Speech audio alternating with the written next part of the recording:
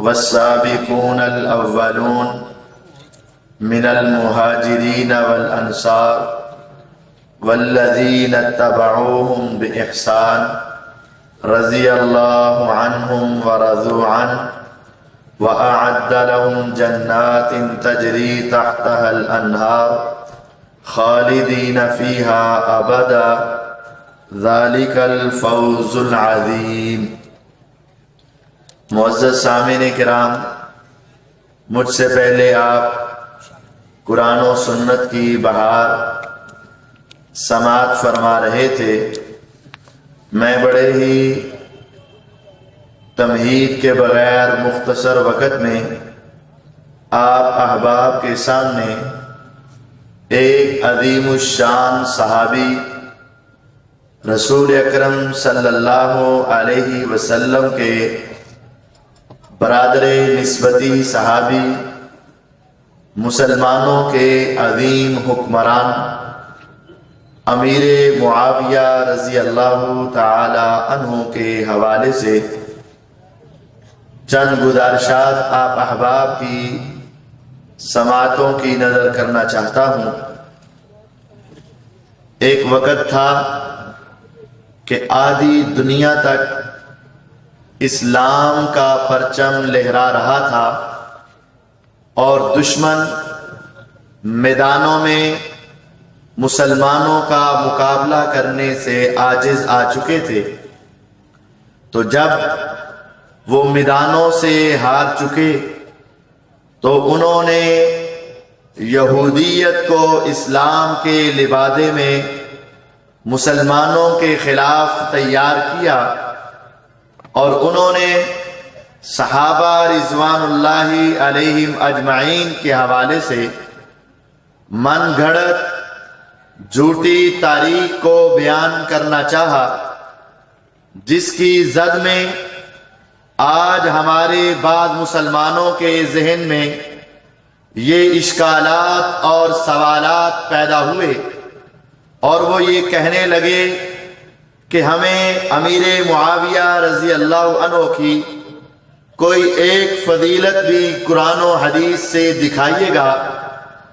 ابھی چند دن پہلے ہی ایک لڑکا نوجوان، ویسے تو دنیا کے اعتبار سے وہ اپنے آپ کو ڈاکٹر کہلواتا تھا اور اسی کا دوست جو دنیا کے اعتبار سے اپنے آپ کو انجینئر کہلواتا تھا، میری اس سے ملاقات ہوئی تو کہنے لگا کیا آپ ایک بھی فضیلت امیر معاویہ رضی اللہ عنہ کی قرآن و حدیث سے دکھا سکتے ہیں؟ میں نے کہا ایک نہیں، دو نہیں، جتنی فضیلتیں آپ مانگو گے ہم قرآن سے بھی دکھائیں گے، پیغمبر کے فرمان سے بھی دکھائیں گے۔ پھر میں نے سوچا اس کو تو دکھایا ہی دکھایا، آپ احباب کے سامنے امیر معاویہ رضی اللہ عنہ آسمان والے رب کی نظر میں ان کا مقام کیا ہے، پیغمبر علیہ السلام کے وہاں ان کا مقام کیا ہے، صحابہ کے ہاں ان کا مرتبہ کیا ہے، تابعین اور ائمہ و محدثین کے ہاں ان کی شان کیا ہے، ایک ایک دو دو دلائل آپ احباب کے سامنے رکھنا چاہتا ہوں۔ سب سے پہلے آسمان والا رب اپنے قرآن میں یہ اعلان کرتا ہے والسابقون الاولون من المہاجرین والانصار والذین اتبعوہم بإحسان، لوگوں سبقت لے جانے والے پہلے مہاجرین و انصار جنہوں نے آغاز میں اسلام کو قبول کیا تھا، مکے کی وادی میں، مدینے کے علاقے میں، مکے سے ہجرت کر کے جانے والے، مدینے میں ان کو پناہ دینے والے سابقون الاولون مہاجرین و انصار والذین اتبعوہم بإحسان، اور پھر جنہوں نے ان کے پیچھے احسان کے ساتھ ان کی پیروی کی۔ اس سے مراد فتح مکہ سے پہلے مسلمان ہونے والے، فتح مکہ کے بعد مسلمان ہونے والے سابقون الاولون میں ابو بکر صدیق بھی شامل ہے، عمر فاروق بھی شامل ہیں، عثمان غنی بھی شامل ہے، حیدر کرار بھی شامل ہیں، اور والذین اتبعوہم بإحسان میں امیر معاویہ رضی اللہ عنہ بھی شامل ہے، اور ان کے والد گرامی سیدنا ابو سفیان رضی اللہ عنہم بھی شامل ہیں۔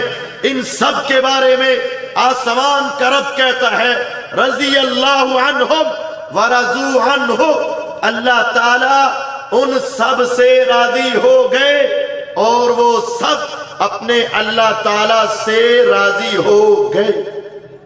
راضیہ گرامر کے اعتبار سے فعل ماضی کا صیغہ ہے، اس کا مطلب ہے یہ کام ہو چکا، اب یہ مہر لگ چکی، اس کام کے اندر کوئی رد و بدل نہیں ہوگا۔ آسمان والا رب ان صحابہ سے راضی اور وہ اپنے رب سے راضی۔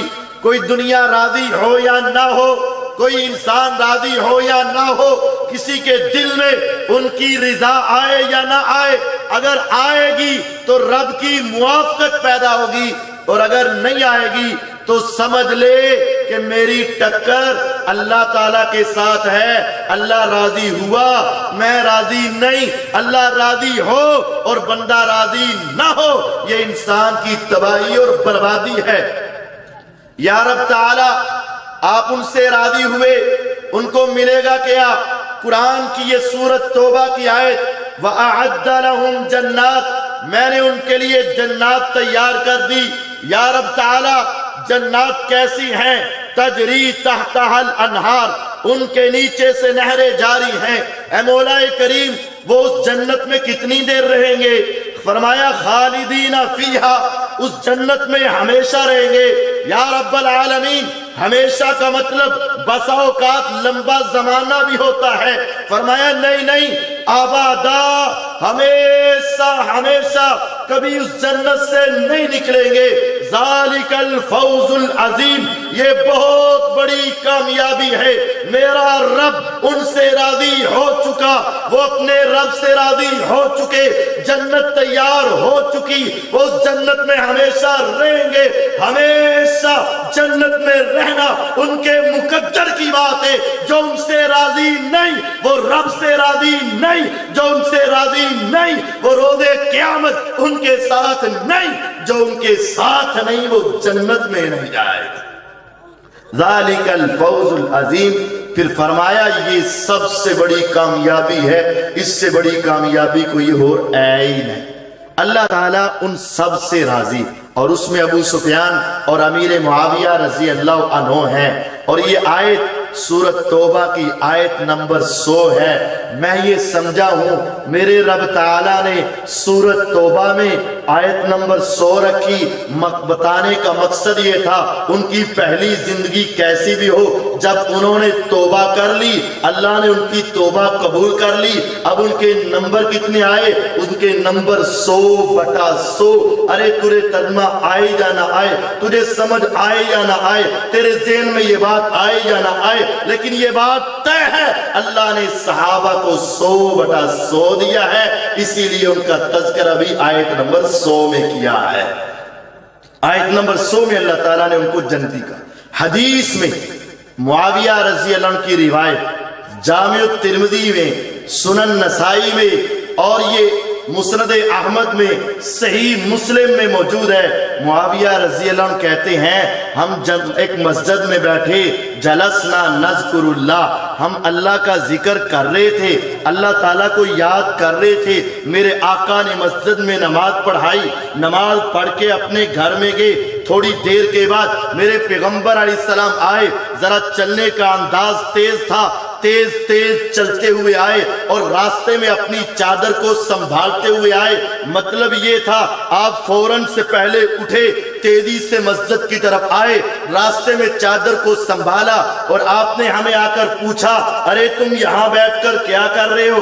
ہم نے کہا جلسنا نذکر اللہ ونحمدہ علی ما ہدانا للاسلام، ہم یہاں بیٹھے ہیں، ہم اللہ کا ذکر کر رہے ہیں، اللہ کا شکر کر رہے ہیں، اللہ کی تعریف کر رہے ہیں۔ میرے آقا نے مجھے قسم اٹھا کر کہا اللہ ما اجلسکم الا ذالک، اے میرے صحابہ ذرا قسم اٹھا کے بتاؤ، اللہ کی قسم اٹھا کے بتاؤ، کیا تم یہی کام کر رہے ہو؟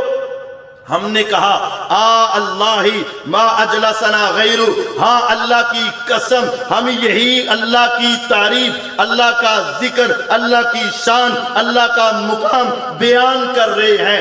آپ نے کہا میرے صحابہ مجھے تمہارے اوپر بے اعتباری تو کوئی نہیں تھی، بات اصل میں یہ تھی میں اپنے گھر میں موجود تھا، آسمان سے جبریل علیہ السلام آئے، آ کر ایک ٹائٹل دیا، آ کر ایک انعام دیا، آ کر ایک تحفہ دیا، آ کر ایک مقام دیا، اور مجھے کہا مسجد میں جا کر ان صحابہ کو یہ بتا دو، ابھی میں تحقیق کرنا چاہتا تھا یہ مقام کن کو ملے گا۔ اے میرے صحابہ اگر تم یہاں بیٹھ کر اپنے اللہ کا ذکر کر رہے تھے تو سن لو، ایک محفل تمہاری، ایک محفل میرے رب کی، تمہاری محفل زمین پہ، اس کی محفل عرش پہ، تمہاری محفل مسجد نبوی میں، اس کی محفل رب العالمین کی عرش بری پہ۔ فرمایا جس طرح تم دنیا میں بیٹھ کے اللہ کا ذکر کر رہے تھے، آسمان والا رب بھی فرشتوں کو جمع کر کے تمہارا ذکر کر رہا تھا۔ ان اللہ یباہی بکم الملائکہ، تم بیٹھے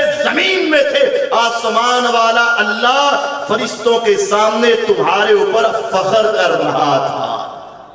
جس گروپ پر، جس جماعت پر، جس گروہ کے اوپر میرے اللہ فخر کر رہے ہیں، اس گروپ کے ایک انسان کا نام امیر معاویہ رضی اللہ عنہ ہے۔ کوئی کہنے والا کہے گا قاری صاحب ان آیتوں میں امیر معاویہ کا نام تو نہیں آیا، پوری اجتماعی طور پر آئی ہے، تو آئیے سنیے امیر معاویہ رضی اللہ عنہ کا نام لے کر میرے آقا نے ان کی شان بیان کی، میرے آقا نے اللہ سے دعائیں کی۔ آج آپ علماء سے دعا کرواتے ہو، ولیوں سے دعا کرواتے ہو، بزرگوں سے دعا کرواتے ہو، اور ہر انسان یہ چاہتا ہے کاش میرے حق میں پیغمبر کی دعا آ جائے۔ امیر معاویہ رضی اللہ عنہ ایسی ہستی ہے، میرے آقا نے نام لے کر کہا اٹھاؤ پیغمبر علیہ السلام کی حدیث جامع الترمذی سے اٹھاؤ، الشریعہ امام آجری کی وہاں سے اٹھاؤ۔ میرے آقا نے کہا اللہم علم معاویۃ الکتاب والحساب وقہ العذاب۔ ایک موقع پر میرے آقا نے ان کے لیے 3 دعائیں کی، اللہ معاویہ کو کتاب کا علم دے دے، قرآن کا علم دے دے، قرآن کی تفسیر سکھا دے، جس طرح وہ قرآن کا کاتب ہے، کاتب وحی ہے، اسی طرح اس کو قرآن کا فہم بھی دے دے۔ دوسری دعا یہ کی والحساب، مولا اس کو حساب سکھا دے، وراثت کا علم دے دے، وقہ العذاب، اللہ اگر معاویہ سے کوئی غلطیاں ہو جائے میں محمد صلی اللہ علیہ وسلم تجھ سے دعا کرتا ہوں تو اسے قیامت کے روز عذاب سے بچا لینا۔ یہ حدیث ہے، میرے نبی کریم صلی اللہ علیہ وسلم نے دعا کی ہے نام لے کر، اے اللہ ان کو حساب سے حساب سکھا دے، کتاب سکھا دے، عذاب سے بچا لے۔ دوسری حدیث کے اندر میرے پیغمبر علیہ السلام نے ان کے بارے میں فرمایا اللہم اجعلہ ہادیا مہدیا واہد بہ۔ 4 دعائیں کی، پہلی حدیث میں 3 دعائیں، اس حدیث میں 4 دعائیں۔ اللہ معاویہ کو ہادی بنا دے، مہدی بنا دے، اس کی وجہ سے دنیا کو ہدایت دے دے، اس کو ہدایت یافتہ بنا دے۔ اس کا مطلب یہ تھا اللہ اس کی صحت کو، اس کی سیرت کو، اس کی سنت کو، اس کے عمل کو، اس کی عدالت کو، اس کی حکومت کو، اس کی ملوکیت کو ایسا بنا دے کہ یہ دنیا کے لیے ہدایت کا ذریعہ بن جائے، یہ خود بھی ہدایت والا ہو اور اس کی وجہ سے دنیا کو ہدایت نظر آنی شروع ہو جائے۔ اللہ امیر معاویہ کو ہادی اور مہدی بنا دے۔ اس سے بڑھ کر، سب سے بڑھ کر صحیح بخاری کی حدیث نمبر 2924، میرے آقا ام حرام رضی اللہ عنہ کے گھر میں لیٹے ہوئے، میرے آقا ام حرام رضی اللہ عنہ جو آپ کی رضائی رشتہ دار تھی، ان کے گھر میں لیٹے، آپ لیٹے لیٹے ایک دم سے اٹھے، چہرے پہ مسکراہٹ، میرے آقا مسکرا رہے ہیں۔ ام حرام رضی اللہ عنہ نے پوچھا حضور آپ نے خواب میں کیا دیکھا، آپ کیوں مسکرا رہے ہیں؟ فرمایا ام حرام میں نے اپنی خواب میں دیکھا میری امت کا پہلا لشکر بادشاہوں کی طرح ہتھیاروں سے لیس ہو کر سمندری بحری جہاز کے اوپر بیٹھ کے سمندری جہاد کے لیے جا رہا ہے۔ میں نے بدر کو دیکھا، میں نے احد کو دیکھا، میں نے حنین کو دیکھا، میں نے خندق کو دیکھا، لیکن میری امت کے پاس اس طرح کے اسلحہ نہیں تھے، میری امت کے پاس ایسی طاقت اور قوت نہیں تھی۔ لیکن آج میں نے خواب میں دیکھا میری امت کا پہلا لشکر جو سمندری جہاد کر رہا ہے، میرے اللہ نے مجھے بتایا اس پورے قافلے کے اوپر جنت واجب ہو چکی ہے۔ جب آپ نے یہ کلمات کہے، ام حرام رضی اللہ عنہا بوڑھی عورت ہے لیکن جنت کی بات سن کر کہنے لگی، آقا اللہ سے دعا کریں اللہ مجھے اس گروپ میں شامل کر دے جس گروپ کو دیکھ کر آپ مسکرائیں، مجھے اس گروپ میں شامل کر دے جس کے اوپر اللہ نے جنت کو واجب کر دیا۔ میرے پیغمبر علیہ السلام کے ہاتھ اٹھے، لب ہلے، اللہ اس کے اندر شامل کر دے۔ آسمان سے وحی آئی، آپ نے ارشاد فرمایا، ام حرام خوش ہو جا، اللہ نے تجھے اس گروپ کے اندر شامل کر دیا ہے۔ جنتی گروپ میں ام حرام رضی اللہ عنہ شامل ہوئیں، لیکن اب کیا ہے، کیسا موقع ہوگا، ایک منٹ میں ام حرام رضی اللہ عنہ کو جنت کی بشارت ملی ہوگی، کہہ دیا گیا تم جنتی ہو۔ میرے نبی علیہ السلام نے جنت کی بشارت دی، دل و دماغ میں بٹھا لی۔ میرے آقا پھر سوئے، میرے آقا پھر مسکراتے اٹھے، پوچھا آقا اب کیا دیکھا؟ فرمایا میں نے اب دیکھا میری امت کا پہلا لشکر جو قسطنطنیہ پہ حملہ کرے گا، اللہ نے ان سب کو بھی معاف کر دیا۔ فرمایا آقا اب دوبارہ دعا کر دے، اللہ مجھے اس گروپ میں شامل کر دے۔ فرمایا نہیں ام حرام، تو پہلے گروپ میں ہے، دوسرے سے پہلے اس دنیا سے چلی جائے گی۔ میرے نبی علیہ السلام نے ارشاد فرمایا، اٹھاؤ صحیح بخاری کو، بخاری کی حدیث نمبر 2924 ہے، بخاری کی حدیث نمبر 2800 ہے۔ میرے آقا اس دنیا سے چلے گئے، ابو بکر رضی اللہ عنہ آئے اس دنیا سے چلے گئے، عمر ابن خطاب رضی اللہ عنہ آئے، 10 سالہ دور حکومت رہا، 22 لاکھ مربع میل پہ حکومت کی، اس دنیا سے چلے گئے۔ عثمان غنی رضی اللہ عنہ آئے، 44 لاکھ مربع میل پہ مسلمانوں کی حکومت پھیل رہی ہے، دشمن ساری طرف سے اپنے آپ کے حملے ناکام ہو رہے ہیں، دشمن ہر طرف سے پسپا ہو رہا ہے۔ اب وہ آیا سمندر کے راستے سے مسلمانوں کو تنگ کرنے لگا۔ امیر معاویہ رضی اللہ عنہ جو شام کے گورنر تھے، انہوں نے خط لکھا، اے امیر المومنین عثمان ابن عفان رضی اللہ عنہ، آپ ہمیں اجازت دے، ہم دشمن کا مقابلہ بحری فوجوں کے ساتھ کریں گے۔ عثمان ابن عفان رضی اللہ عنہ نے پہلے کہا، ابھی ہمارے پاس بحری فوجیں نہیں ہیں، ہم رومیوں کا مقابلہ نہیں کر سکتے۔ امیر المومنین امیر معاویہ رضی اللہ تعالیٰ عنہ نے دوبارہ خط لکھا، اے امیر المومنین صرف آپ کا کام اجازت دینا ہے، بحری فوجوں کو تیار کرنا، بحری بھیڑوں کو تیار کرنا، بحری سپاہیوں کو تیار کرنا، ہتھیاروں کو تیار کرنا، یہ امیر معاویہ کا کام ہے۔ ادھر سے اجازت ملتی ہے، امیر معاویہ رضی اللہ عنہ اپنے بحری بھیڑوں کو تیار کرتے ہیں، دنیا کے کناروں میں یہ پیغام بھیجتے ہیں، آ جائیں وہ مجاہد جو سمندر کا جہاد کرنا چاہتے ہیں، آ جائیں وہ مجاہد جو دریاؤں اور سمندروں میں تیرنا جانتے ہیں، آ جائیں وہ مجاہد جو دشمن کے ساتھ لڑنا چاہتے ہیں۔ کعبے کے رب کی قسم، شام کے علاقے میں دنیا کے کونے کونے سے مسلمان جمع ہونے لگے۔ یہی پیغام مدینے کی بستی میں پہنچا۔ بوڑھی ایک عورت تھی، خاوند اس کا عبادہ بن صامت تھا رضی اللہ عنہ۔ جب ان کے کانوں میں آواز پڑی، آ گیا وہ موقع، میرے آقا نے جو خواب دیکھ کے بتایا تھا، یہ بوڑھی اماں ام حرام رضی اللہ عنہا بھی مدینے سے نکلی، عبادہ بن صامت کے ساتھ نکلی، مدینے سے چلی، شام کے علاقے میں پہنچی، شام سے چلی دمشق میں پہنچی، دمشق سے چلی قصر خلافت کے اندر پہنچی، وہاں گئی امیر المومنین کے سامنے، بیٹا میں بھی سمندری جہاد میں جانا چاہتی ہوں۔ اماں یہ تو سمندری جہاد بڑا ٹف جہاد ہے، بڑا مشکل جہاد ہے، ہو سکتا ہے سمندر میں کودنا پڑے، ہو سکتا ہے دشمن پہ جھپٹنا پڑے، ہو سکتا ہے سمندر کی موجیں ہمیں تھپیڑے مار کے دور دراز کے علاقے میں لے جائے۔ کہا بیٹا تمہیں یاد نہیں ہے، تمہیں پتا نہیں ہے، تو مجھے کیسے روک سکتا ہے؟ تجھے علم نہیں ہے، میرے آقا میرے گھر میں سوئے تھے، میرے آقا مسکراتے ہوئے اٹھے تھے، میرے آقا نے جب مسکرایا میں نے آپ سے پوچھا تھا آقا کیوں مسکرائے؟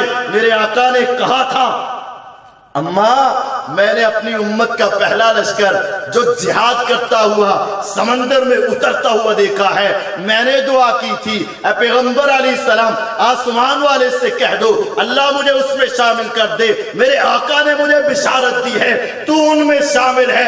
امیر معاویہ رضی اللہ عنہ آپ مجھے وہاں سے کیسے روک سکتے ہیں جب امیر معاویہ رضی اللہ عنہ نے اماں کی زبان سے اس حدیث کو سنا، خوشی کے مارے جھوم اٹھے، کہا اماں تیرا تو نام سب سے پہلے ہوگا۔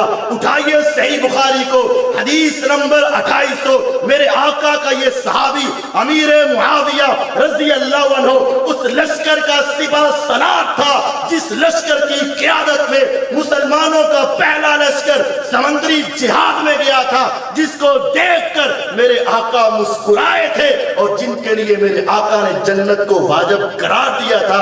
اس لشکر کا سپہ سالار کون تھا؟ اس لشکر کے سپہ سالار کا نام امیر معاویہ رضی اللہ عنہ تھا۔ جب یہ روایت واضح ہے میرے آقا نے ان کو جنت کی ضمانت دی۔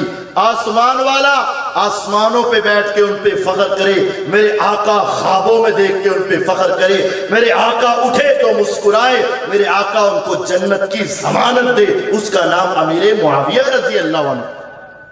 صحابہ اہل بیت، آج اہل بیت کی محبت کا دعویٰ کرنے والے، آج اہل بیت کی آڑ میں صحابہ کی توہین کرنے والے، آؤ سنو اہل بیت کے ایک فرزند سے سنو، عبداللہ ابن عباس رضی اللہ عنہ۔ عباس میرے آقا کے چچا ہیں، عبداللہ آپ کے کزن ہیں، چچا کے بیٹے ہیں۔ میرے آقا ایک مرتبہ قضائے حاجت کے لیے گئے، جب قضائے حاجت کر کے باہر نکلے، باہر پانی تھا جس میں آپ کے وضو کا پانی تھا۔ میرے آقا نے دیکھا تو پوچھا یہ کس نے رکھا ہے؟ کہا یہ چھوٹی سی عمر والے 6 یا 7 سال کے لڑکے عبداللہ بن عباس رضی اللہ عنہ نے رکھا ہے۔ میرے آقا نے دیکھا اتنا عقل مند بیٹا، اتنا سمجھدار بیٹا، 6 سال کی عمر میں اسے پتا ہے کہ بڑوں کی خدمت کرتے ہیں۔ آپ نے اللہ سے دعا کی اللہم علمہ الکتاب وفقہہ فی الدین، اللہ عبداللہ کو کتاب کا علم دے دے، دین کی سمجھ دے دے۔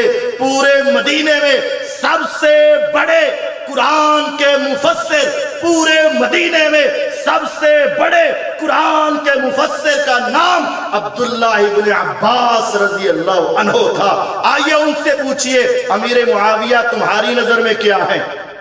آج دنیا کے ان پڑھ، دنیا کے اجڑ، دنیا کے بدماش، دنیا کے غنڈے، دنیا کے ایسے صحابہ کے دشمن نہ مانے تو امیر معاویہ رضی اللہ عنہ کو نہ مانے، لیکن ماننا ہے تو پوچھو اس سے جو مدینے کا سب سے بڑا مفسر قرآن ہے، پوچھو اس سے جو صحابہ کے اندر ممتاز ہے، پوچھو اس سے جو پیغمبر علیہ السلام کے رشتہ دار ہیں، پوچھو اس سے جو پیغمبر کے اہل بیت ہیں۔ اٹھاؤ مصنف ابن ابی شیبہ، عبداللہ ابن عباس رضی اللہ عنہ بڑے مفسر کہتے ہیں واللہ ما رأیت رجلا اعلم من معاویہ، لوگوں اللہ کی قسم عبداللہ کی آنکھوں نے صحابہ کے اندر معاویہ سے بڑھ کر بڑا عالم دیکھا ہی نہیں ہے۔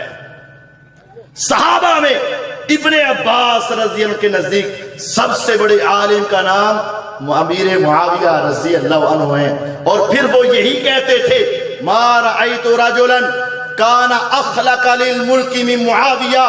آج ان کی خلافت کو ملوکیت کا نام دے کر ان کے بارے میں تبرہ کرنے والے پوچھیں عبداللہ بن عباس رضی اللہ عنہ سے کیا کہتے ہیں؟ کہتے لوگوں میری زندگی میں معاویہ سے بڑھ کر حکومت کا حقدار تھا ہی کوئی نہیں۔ मा रअयतु रजुलन कान अखलक लिलमुल्क मिन मुआविया, मैंने अपनी जिंदगी में अमीर मुआविया रजी अल्लाह अन्हु से बड़ा खिलाफत का हकदार देखा कोई नहीं। तीसरे सहाबी अब्दुल्ला इब्न उमर रजी अल्लाह तआला अन्हु, अब्दुल्ला बिन उमर मेरे आका के अजीम सहाबी हैं। जब उनसे पूछा गया बताओ तुमने अपनी जिंदगी में सबसे बड़ा सखी किसे देखा है, उन्होंने कहा मा रअयतु रजुलन अस्वद मिन मुआविया, मैंने मुआविया रज़ी अल्लाह अन्हु से बड़ा सखी कोई नहीं देखा। उन्होंने कहा वला अबू का, क्या तेरे वालिद अमीरुल मोमिनीन खलीफाए सानी सुसरे रसूल मुरादे रसूल सल्लल्लाहु अलैहि वसल्लम हजरत उमर भी उनसे बड़े सखी नहीं थे। बेटे ने कहा अल्लाह की कसम मेरे बाप का मुकाम, मेरे बाप की शान, मेरे बाप का मर्तबा, मेरे बाप की इज्जत मुआविया से बहुत बुलंद है, लेकिन जब बात सखावत की आएगी हक कहूंगा अल्लाह की कसम मैंने अपनी जिंदगी में मुआविया से बढ़कर सखी कोई नहीं देखा, हत्ता के मुआविया मेरे वालिद से बढ़कर सखी थे। किसकी बात करते हो? सहाबा से पूछो अमीर मुआविया रज़ी का नाम क्या है? अम्मी आयशा सिद्दीका ताहिरा मुताहिरा रजी अल्लाह अन्हा, मेरे आका घर में बैठे, दरवाजा खटका, आपने फरमाया आयशा जिब्रील आए हैं। फरमाया आका आने दे, मेरे रब का क्या पैगाम आया? कहा आयशा जिब्रील आए, ऐ पैगंबर अलैहिस्सलाम मेरे रब का पैगाम सुनाए। आयशा मानने के लिए तैयार। फरमाया आज कोई अमल करने वाली बात नहीं आई। आका फिर जिब्रील क्या कहते हैं? फरमाया आयशा तेरी अदालत को देख के, तेरी अमानत को देख के, तेरी सदाकत को देख के, तेरी इबादत को देख के, तेरी रियाजत को देख के, तेरे मुकाम और मर्तबे को देख के आसमान वाले रब ने कहा जिब्रील दुनिया में जाओ, जाके पैगंबर अलैहिस्सलाम से कहो आयशा से कह दो आयशा तेरा रब तुझे सलाम कहता है। आयशा रजी अल्लाह अन्हा ऐसी हस्ती हैं जिनको मेरे अल्लाह सलाम भेजते हैं। फरमाया सिर्फ अल्लाह ताला का सलाम नहीं, फरिश्तों के सरदार जिब्रील अलैहिस्सलाम भी आपको सलाम कहते हैं। मेरे आका से पूछा गया आका रूए जमीन पर आपको सबसे ज्यादा प्यार किससे है? आपने फरमाया मुझे आयशा से प्यार है, मुझे आयशा से प्यार है। अम्मी आयशा रजी अल्लाह अन्हा से पूछो अमीर मुआविया कौन है? उन्होंने सही सनद के साथ ये कलिमात कहे, लोगों मैंने फितनों के दौर में अमीर मुआविया की वो फहमो फरासत को देखा, वो उसके फैसलों को देखा। मैंने अपने अल्लाह से दुआ की अल्लाह अगर ये मुमकिन है काश अम्मी आयशा की उम्र मुआविया को लग जाए ताकि मुआविया इस्लाम का फलेरा और लहरा दे, अम्मी आयशा की उम्र भी मुआविया को लग जाए। आप जरा अमान से बताइएगा, ईमान से बताइएगा, क्या आप अपनी उम्र किसी बुरे आदमी के नाम पे वक्फ कर सकते हैं? नहीं नहीं, कभी कभी ऐसा होता है, दुनिया में ऐसा आलिम आता है, दुनिया में ऐसा लीडर आता है, दुनिया में ऐसा इंसान आता है जिसकी अदालत से, जिसकी सदाकत से, जिसकी विलायत से, जिसकी इबादत से, जिसके अमल से आप इतने खुश होते हैं, कहते हैं काश मेरी उम्र भी इसको लग जाए ताकि दीन और फैल जाए। रूए जमीन की अजीम हस्ती अम्मी आयशा कहती हैं काश के मेरी उम्र भी अमीर मुआविया को लग जाए रजी अल्लाह ताला अन्हु। इससे बढ़कर और मुकाम क्या होगा? और आइए आज लोग सहाबा के हवाले से इमाम अहमद बिन हंबल रहमहुल्लाह की बात करते हैं, ताबईन की बात करते हैं, तो मैं दो ताबईन का तज़किरा भी आपके सामने कर देता हूं। आज दुनिया कहती है उमर बिन अब्दुल अजीज जैसा हुक्मरान चाहिए।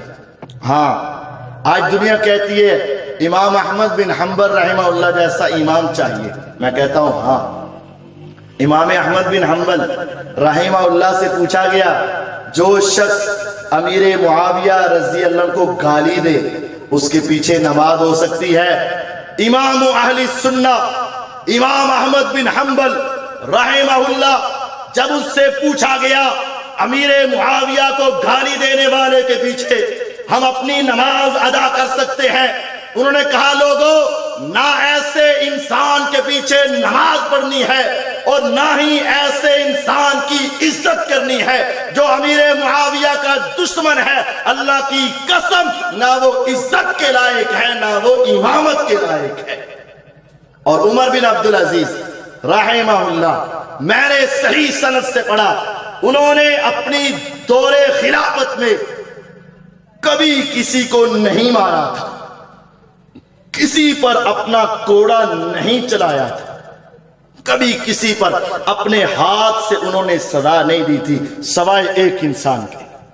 سوائے ایک انسان کے ان کے پاس اس آدمی کو لایا گیا جو یہ کہتا تھا عمر بن عبدالعزیز معاویہ سے افضل ہیں.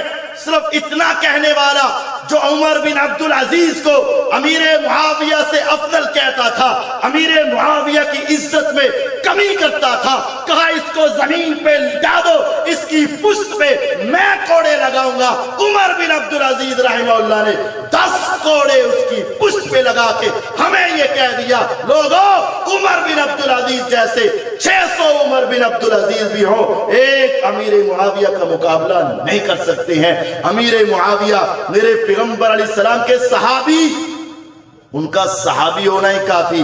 آخری حدیث کو سنیے گا، میرے پیغمبر علیہ السلام کے صحابی ہونا اور امیر معاویہ کا اس روایت کا مصداق ہونا اس کام کے لیے کافی ہے. میرے پیغمبر علیہ السلام کے ساتھ جس انسان نے مل کر جہاد کیا، جہاد کے راستے میں چلا، وہاں گھوڑے دوڑے، ان کی خاک اڑی اور ان کی خاک ان کے چہرے پہ پڑی، ان کے ہاتھوں پہ پڑی، ان کے پاؤں پہ پڑی.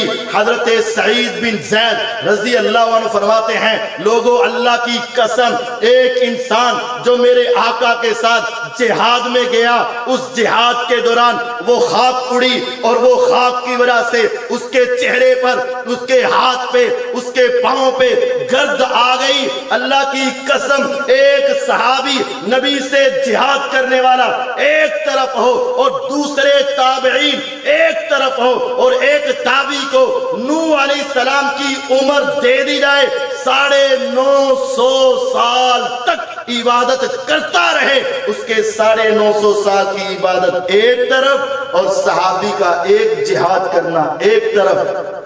جب 950 سال کی عبادت صحابی کے جہاد کا مقابلہ نہیں کر سکتی، امیر المومنین امیر معاویہ رضی اللہ عنہ میرے نبی علیہ السلام کے صحابی ہیں، غزوہ حنین میں آپ کے ساتھ گئے، ان کا جہاد کرنا نبی پاک کے ساتھ، وہ نبی علیہ السلام کے رشتہ دار، وہ میرے پیغمبر علیہ السلام کے ساتھی، ان کو دیکھ کر آسمان والا رب فخر کرتا ہے. میرے آقا مسکراتے ہیں، نام لے کر دعائیں کرتے ہیں، صحابہ ان کو سب سے بڑا عالم کہتے ہیں اور صحابہ کہتے ہیں ہم نے اس جیسا دنیا میں کوئی نہیں دیکھا. اس کے باوجود اگر کوئی انسان ان کی شان میں گستاخی کرتا ہے، وہ روز قیامت اللہ تعالیٰ کے سامنے بھی اللہ سے دشمنی کرے گا. میرے آقا کے پاس آ کر آقا کا دشمن بن کے کھڑا ہوگا، صحابہ کے سامنے آ کے صحابہ کا دشمن کھڑا ہوگا، اور جو ان تینوں کا دشمن ہوگا وہ ان کے ساتھ سیدھے راستے پہ جا نہیں سکتا.